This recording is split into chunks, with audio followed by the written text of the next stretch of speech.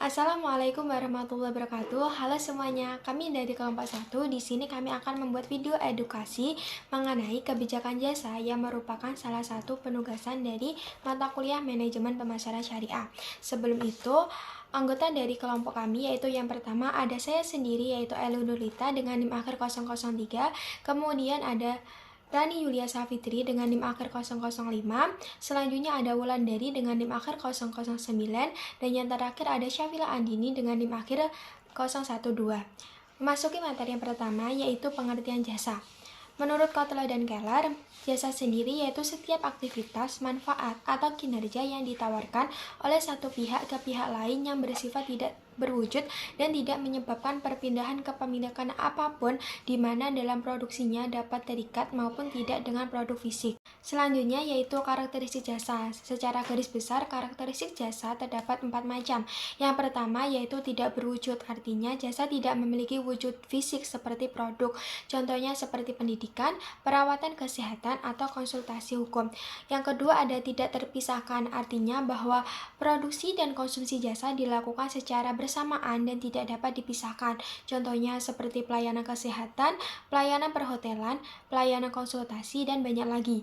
Yang ketiga ada bervariasi, artinya jasa diproduksi oleh manusia dan melibatkan interaksi manusia, sehingga kualitas jasa dapat bervariasi dari satu penyedia jasa dengan penyedia jasa yang lainnya. Yang terakhir ada tidak tahan lama, artinya jasa memiliki sifat yang tidak dapat disimpan atau dijadikan persediaan dalam jangka waktu yang lama.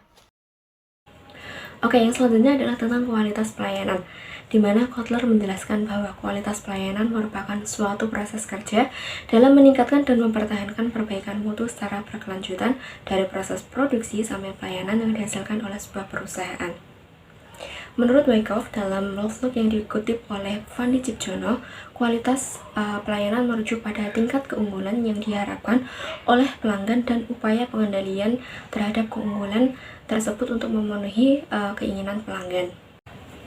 Kualitas layanan dapat memotivasi pelanggan untuk berkomitmen kepada produk dan layanan tertentu yang dimana dapat digunakan untuk meningkatkan kinerja perusahaan.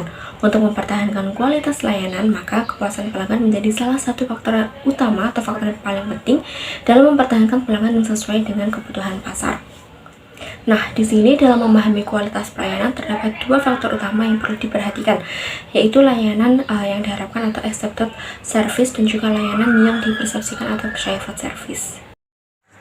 Selanjutnya ada beberapa metode yang dipergunakan dalam mengukur kepuasan pelanggan. Hal ini dikemukakan oleh Kotler dan Keller, yaitu 1. Sistem keluhan dan saran, 2. Ghost atau mystery shopping, 3. Lost customer analysis, 4. Survei kepuasan pelanggan.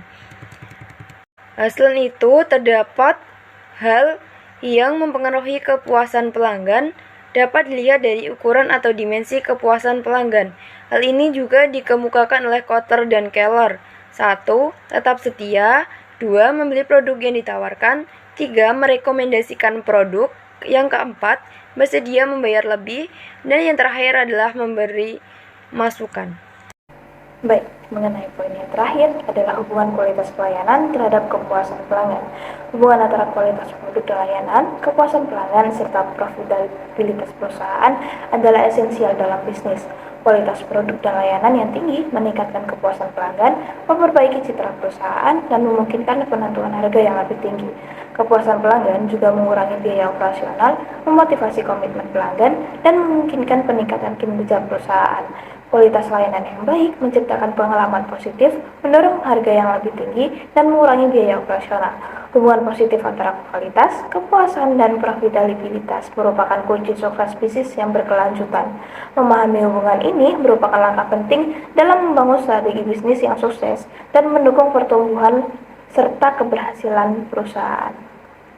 Baik, sekian penjelasan dari kami. Kurang lebihnya mohon maaf. Wassalamualaikum warahmatullahi wabarakatuh.